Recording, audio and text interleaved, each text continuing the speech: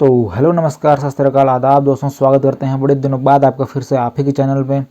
क्योंकि पिछली वाली वीडियो में हम लोगों ने जूलॉजी वाले पार्ट को कंटिन्यू किया था, लेकिन आज के इस वीडियो में हम लोग जियोग्राफी वाले पार्ट को ही कंटिन्यू करने वाले हैं। जैसा कि पुरानी वीडियो में मैंने आप लोगों को बताया था जियोग्राफी वाले क्षेत्र में कि कैसे माउंट एवरेस्ट बना था, कितने साल हज़ार साल लग गए थे बनने में, या फिर कौन सा पार्ट 11 करोड़ साल पुराना पार्ट कौन सा है, 16 करोड़ साल पुराना पार्ट कौन सा है, ये इतना मैंने आप लोगों को बता दिया था। ठीक है, तो आज हम पर्वतमाला में ही दोस्तों ठीक है, हिमालय पर्वतमाला के बारे में आज पढ़ने वाले हैं। ठीक है, तो आप लोगों को सबको पता है कि 11 करोड़ साल पहले ऊपर जो है बीच में था एक ठो तैतीस सागर, ऊपर में अंगारा और नीचे में गोंडवाना, ये दोनों आइलैंड जो है बीच में टकराने थे, जिसके कारण से एक फोल्डेड माउंटेन बना था पर्वत माउंट एवरेस्ट। ठीक है, इतना आप लोग सब जानते हैं। तो हिमालय पर्वत में ही, ठीक है, पर्वतमाला के पार्ट में ही, चलिए अब देखते हैं पर्वतमाला।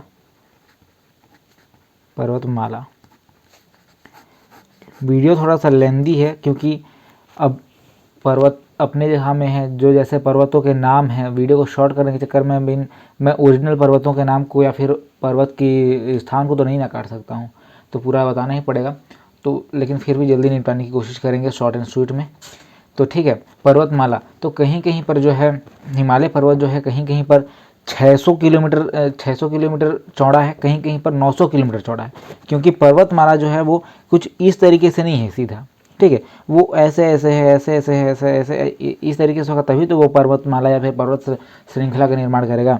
ठीक है, तो वो कहीं पर जो है 600 किलोमीटर भी चौड़ा है, तो वो कहीं पर जो है 900 किलोमीटर भी चौड़ा है। और वहीं अगर हम बात करें लंबाई की, ठीक है, इसकी लंबाई की, तो वो कहीं पर जो है 2500 किलोमीटर लंबा भी है। ठीक है, तो पर्वतमाला को या फिर पर्वत श्रेणी को हम पढ़ने के लिए दोस्तों इसको जो है हम 4 भागों में बांट देंगे। ठीक है, 4 भागों में बांट देंगे। किस तरीके से, जैसे कि हाँ हम लोग पढ़ रहे हैं हमारे उत्तर का विशाल पर्वत, ठीक है, उत्तर का विशाल पर्वत, तो ये वाला पार्ट जो आप देख रहे हैं ये खाली उत्तर का, खाली इतनी को देखना है। ठीक है, जम्मू कश्मीर वाले भाग को, उत्तर वाले पार्ट को ही देखना है इतना।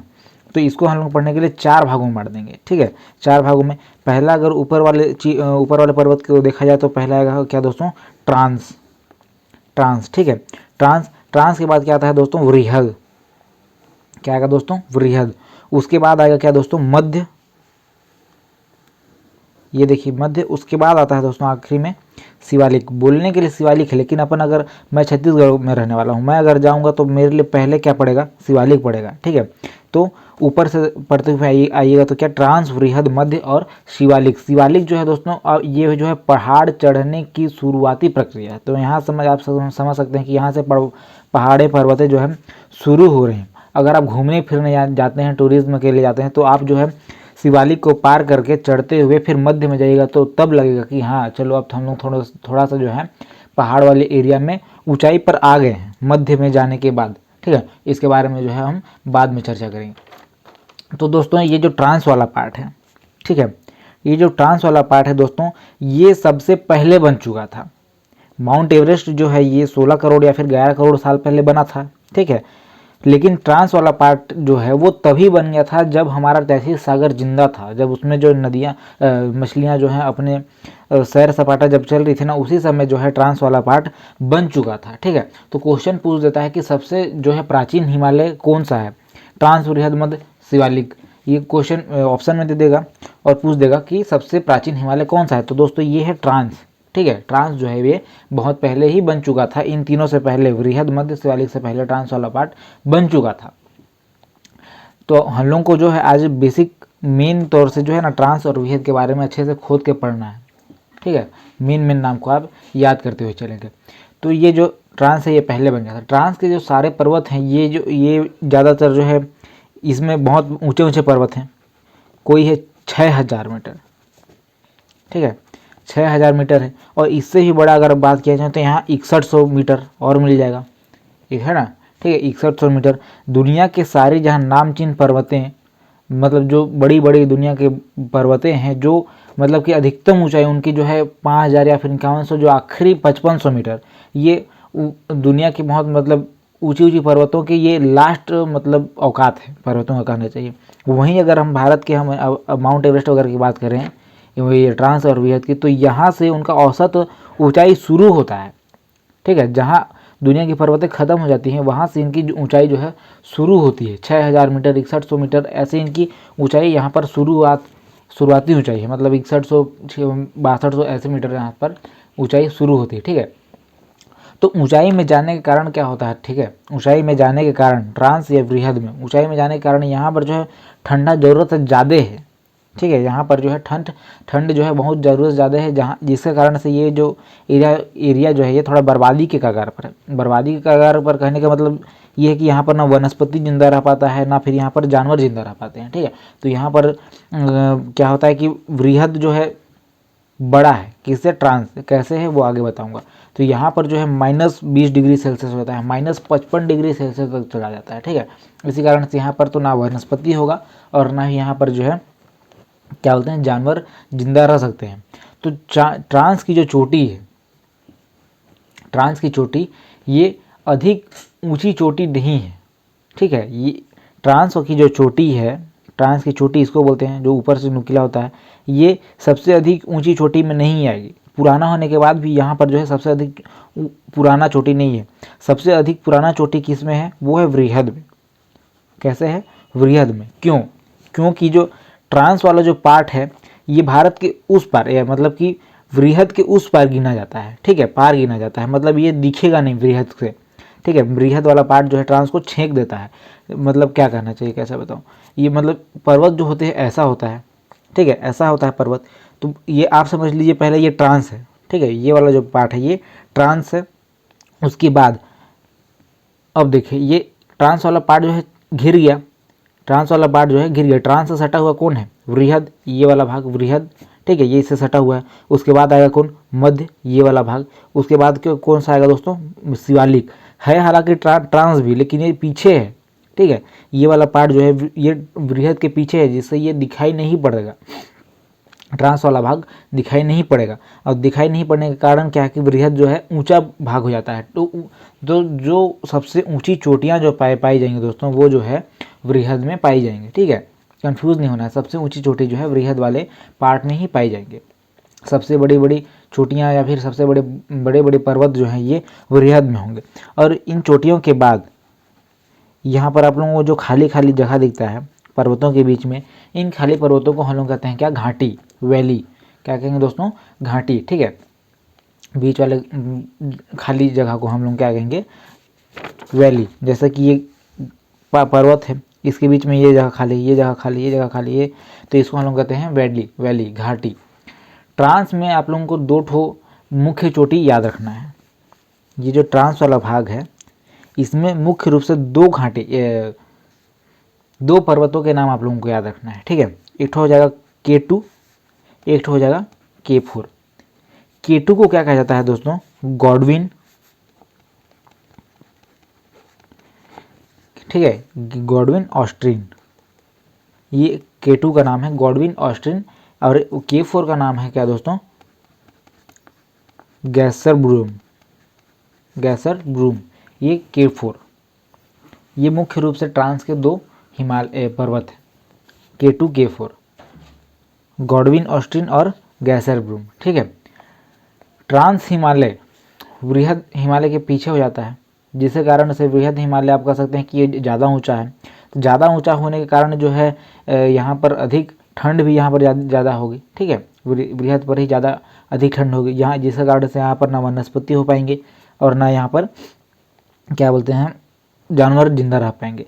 इसीलिए मैंने आप लोगों को सबसे पहले घूमने वाला टूरिज्म के बारे में बताया था कि जब आप घूमने जाते हैं तो आप मध्य हिमालय में घूमने जाते हैं, क्योंकि मध्य हिमालय में वृहद के मुकाबले थोड़ा सा जो है ठंड कम हो जाता है। और ये ट्रांस वाला हिस्सा जो है वो जम्मू कश्मीर की ओर चला जाता है, ठीक है, जम्मू कश्मीर की ओर ट्रांस वाला हिस्सा चला जाता है। अब देखते हैं, चलिए ट्रांस के बारे में थोड़ा सा चर्चा करते हैं।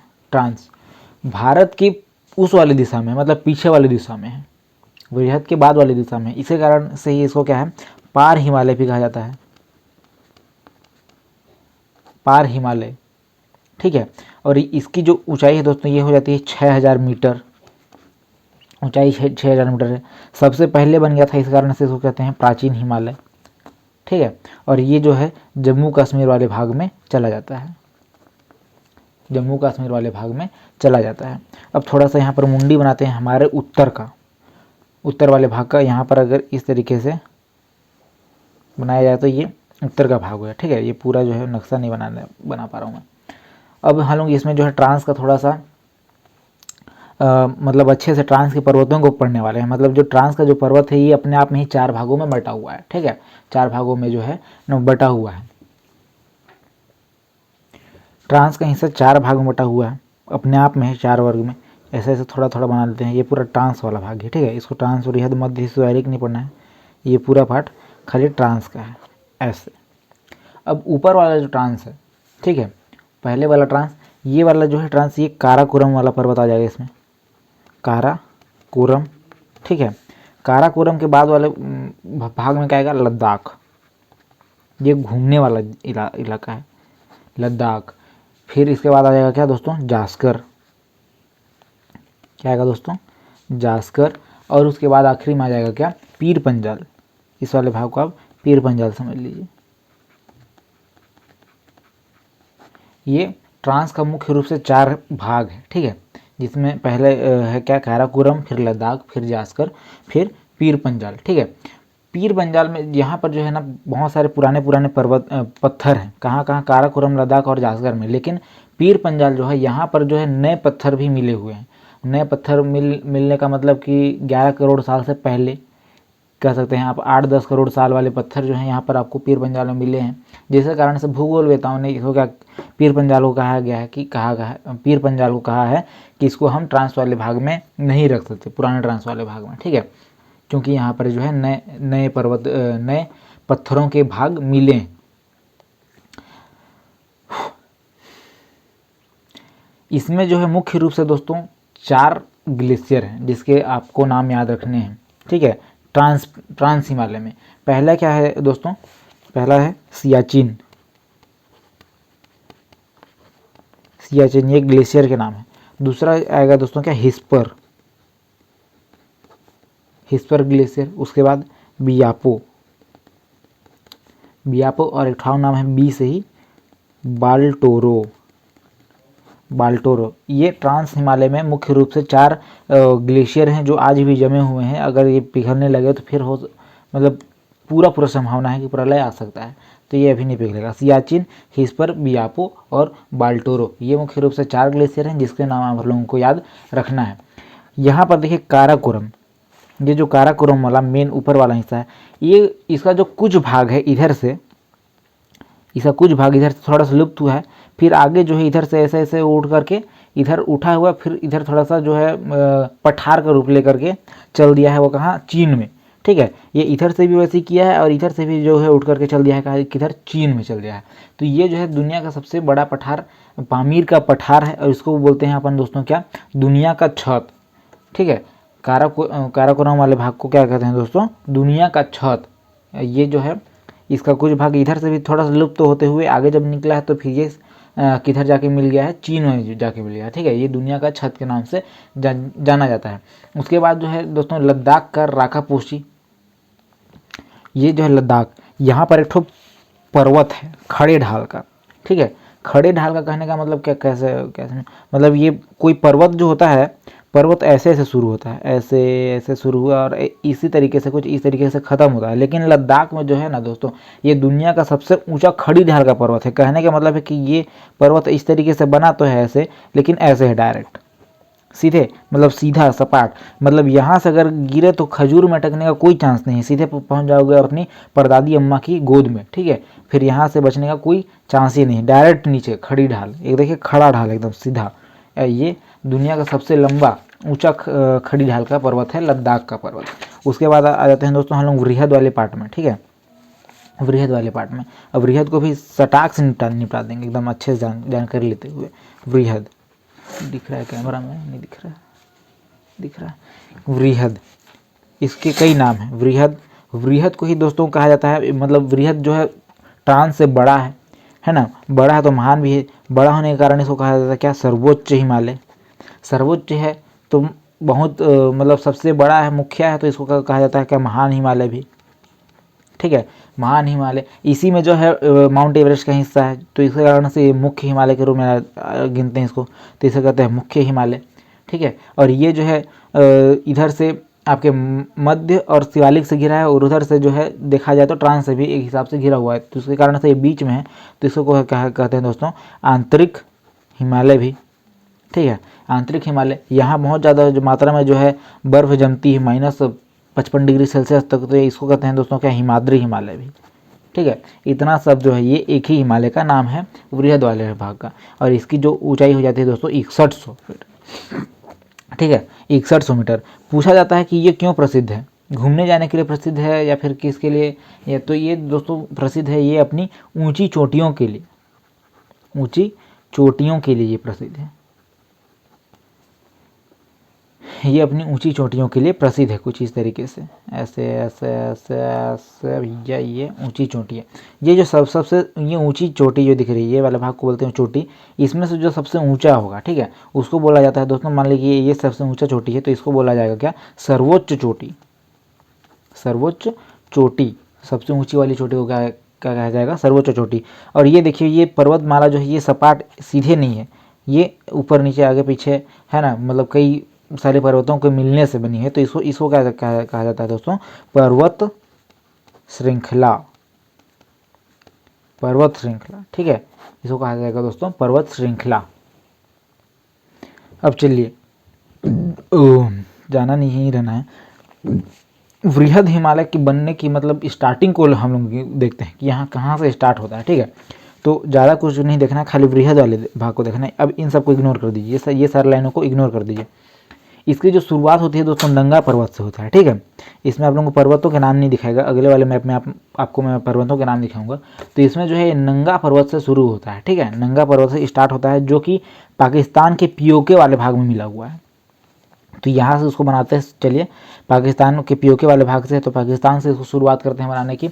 ये पाकिस्तान के पीओके वाले भाग में शुरू होता है और ये जाके ख़त्म होता है कहाँ, अरुणाचल प्रदेश में, कुछ इस तरीके से ये ख़त्म होगा अरुणाचल प्रदेश में जाकर के नामचा बरबा, ठीक है, नामचा बरबा पर्वत शुरू होगा कहाँ से, नंगा पर्वत, जो पाकिस्तान के पीओके में मिल गया है, लेकिन ख़त्म कहाँ होता है, अरुणाचल प्रदेश के नामचा बरबा पर्वत में, ठीक है, नामचा बरबा पर्वत में। अब इसको खाली यहाँ पर एक ठो बना लेते हैं अपन, बृहद का एक पार्ट, कुछ इस तरीके से ये शुरू हुआ है, समझ जाइए कि पाकिस्तान पीओके में नंगा पर्वत, यहाँ पे लिख भी लेते हैं, ये पर्वत है पीओके का, पीओके का नहीं, पीओके में मिला हुआ है खाली, पीओके का नहीं, नंगा पर्वत, ठीक है, नंगा पर्वत। और ख़त्म कहाँ पर हुआ है, नामचा बरबा, ठीक है, एनबी कर देते हैं इसको, नामचा बरबा, ये शुरुआत और ये एंडिंग। अब इसके बीच में देखते हैं कितने सारे पर्वत हैं, ठीक है। यहाँ पर देखिए पहले आएगा, ये आ जाएगा उत्तराखंड का एक ठो पर्वत है, ठीक है, ये उत्तराखंड का क्या है, उत्तराखंड का बंदर पूंछ, उत्तराखंड का पर्वत बंदर पूंछ, उत्तराखंड का बंदर पूंछ। उसके बाद एक ठो पर्वत आएगा यहाँ पर कामेन का, ठीक है, ये है कामेन का पर्वत। और उसके बाद यहाँ पर आएगा दोस्तों क्या, नंदा देवी, नंदा देवी।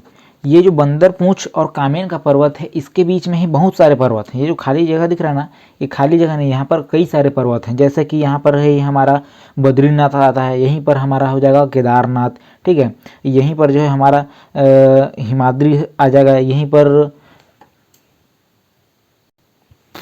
गंगोत्री यमुनोत्री जो है यहीं पर जो है, ठीक है, गंगोत्री यमुनोत्री बद्रीनाथ केदारनाथ यहाँ पर इसी में है सारे, ठीक है, ये बृहद वाले पार्ट में है। कामेन और बंदर पूंछ के बीच में ही ये सब आते हैं। उसके बाद आएगा दोस्तों क्या, नंदा देवी, ठीक है, नंदा देवी। तो क्योंकि ये अपनी चोटियों के लिए प्रसिद्ध है, तो इसमें अभी और सारे चोटियाँ जुड़ेंगी, ठीक है।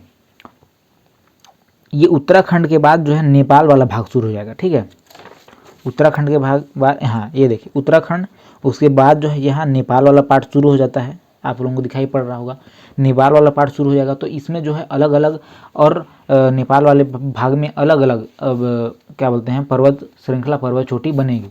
तो समझ जाइए इसके बाद ये वाला भाग जो था क्या था दोस्तों, उत्तराखंड, ठीक है, उत्तराखंड। अब यहाँ पर वाले भाग को समझ जाइए कि ये है नेपाल वाला भाग।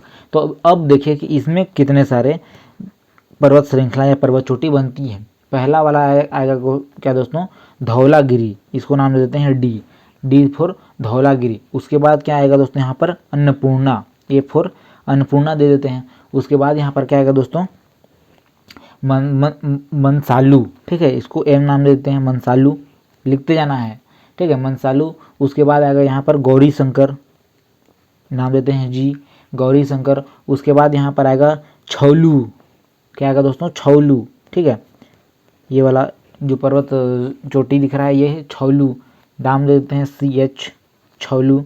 उसके बाद यहाँ पर आएगा दोस्तों और क्या, माउंट एवरेस्ट सबसे बड़ा, MTEV, माउंट एवरेस्ट। उसके बाद आएगा क्या दोस्तों आखिरी में मैकालू, ये मैकालू पर्वत आखिरी में। और उसके बाद आखिरी में नामचा बरवा जाके मिल जाएगा कहाँ, अरुणाचल प्रदेश में, ठीक है। तो इस तरीके से इसका जो है एंडिंग हो जाएगा। तो पूछेगा कि वृहद हिमालय क्यों फेमस है, तो ये अपने सर्वोच्च चोटी या फिर ऊंची चोटियों के लिए फेमस है। नाम पूछ देगा कहाँ शुरू हुआ है, तो नंगा पर्वत से शुरू हुआ है, ख़त्म कहाँ होता है, नामचा बरवा में जाकर के ख़त्म होता है। इसके बीच में कई सारे पूछ देगा, अगर क्या बोलते हैं नेपाल का पूछ देगा तो नेपाल में आपके 1 2 3 4 5 6 7, ठीक है, ये आपको नाम याद रखने हैं जहाँ स्टार्ट हुआ है ये। और अगर उससे पूछ दे, उससे पहले उत्तराखंड का पूछ देगा तो 3 ठो बता देना है, क्या क्या, कामेन, बंदरपूंछ और नंदा देवी। बंदरपूंछ और कामेन के बीच में ही आपके जो है बद्रीनाथ, केदारनाथ वगैरह वगैरह जो है बहुत सारे यहाँ पर और अच्छे अच्छे पर्वत मालाएँ हैं, पर्वत जहाँ पर आप घूमने जाते हैं, ठीक है, जो हमारे महाकाल शंकर जी के लिए प्रसिद्ध है सब, ठीक है। तो चलिए अभी इसको इतने ही पे एंडिंग कर देते हैं, क्योंकि वो वीडियो जो है बहुत बड़ा होने लगेगा, क्योंकि अभी भी पर्वत जो है ख़त्म नहीं हुआ है।